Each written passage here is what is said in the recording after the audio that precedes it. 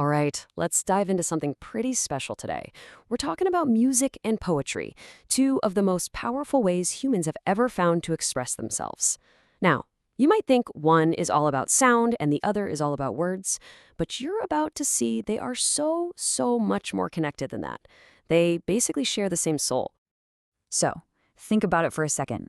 What is it that a song that gives you absolute chills and a poem that just stops you in your tracks? What do they really have in common? Well, the answer is kind of profound, and that's exactly what we're going to unpack together. You know, the source material for this explainer puts it perfectly. It calls them kindred spirits. And that's not just some casual thing. It suggests this is a really deep, almost symbiotic relationship. So let's start at the very beginning, at their most fundamental connection. Okay, so first up, we're looking for their shared heartbeat. Before we get into all the complex stuff like stories or deep meanings, we've got to understand the most basic gut-level thing that ties them together: rhythm and emotion. And you can see that shared heartbeat right here. In music, you've got the beat, the tempo. It's that pulsating force that you can literally feel. And poetry? It has the exact same thing, just with different words, meter and cadence. Think about Shakespeare, that da-dum, da-dum, da-dum. That's its own kind of music, right? They're both built on this deeply rhythmic foundation. And just like they share a rhythm, they are both these incredible containers for emotion. Music uses melodies and harmonies to create these amazing soundscapes of feeling. And poetry does the exact same thing, but it uses tools like word choice and vivid imagery to paint what you could call emotional landscapes. The bottom line is, they don't have to spell out an emotion for you. They make you feel it. Okay, so we've established their shared heartbeat. Now, let's build on that. In this next section, we're going to see how that foundation of rhythm and emotion lets both of them build way deeper layers of meaning. This is where they start painting pictures in your mind. You know how a piece of instrumental music can make you feel like you're standing on a windy cliff by the ocean without a single word being sung? That's what a metaphorical soundscape is. Poetry does the same thing with words.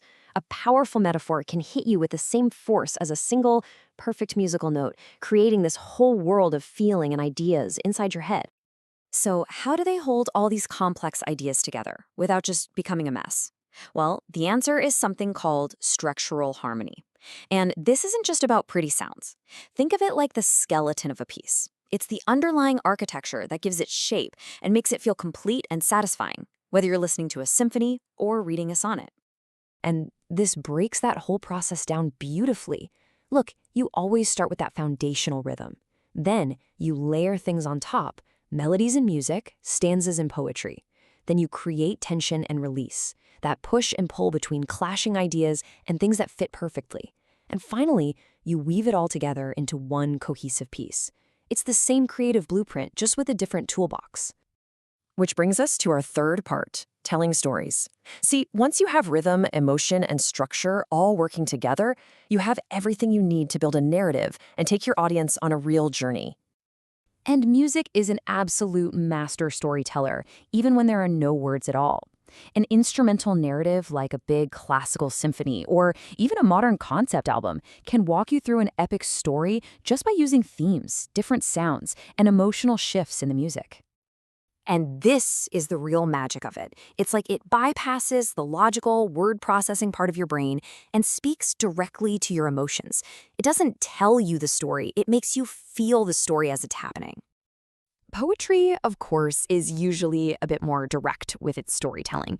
You've got these epic poems, like Coleridge's famous one here, that use the power of language to build entire worlds, create unforgettable characters, and unfold these intricate plots, line by line. And then, of course, you have the times when they explicitly team up, and you get this incredible synergy. I mean, think about any great singer-songwriter. In that moment, the music becomes the vehicle for the story, and the words give all that harmony a purpose. They create something together that's just so much more powerful than either one could ever be on its own. So, for our final section, let's just zoom all the way out. What does this all really mean for us as humans? Well, it means that music and poetry, together, they form this single, universal voice. Both of these art forms are like a mirror held up to our cultures. They capture our shared values, our histories, our big questions, our collective spirit. From ancient folk songs to national poems, They really tell the story of who we are as a people. And this might be their greatest power of all. A joyful piece of music or a poem about loss can connect with literally anyone, anywhere on Earth, no matter what language they speak. They tap into those core human experiences that make us all the same. So, as we wrap all this up, it's pretty clear that yes, we've been looking at two distinct art forms. But the crucial thing to remember is that they are both speaking one single language, the universal language of human emotion.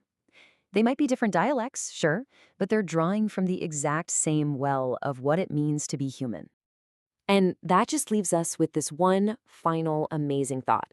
In this incredible dance between words and sound, where language and melody are so wrapped up in each other, the possibilities are just infinite. So, what story are we going to tell next?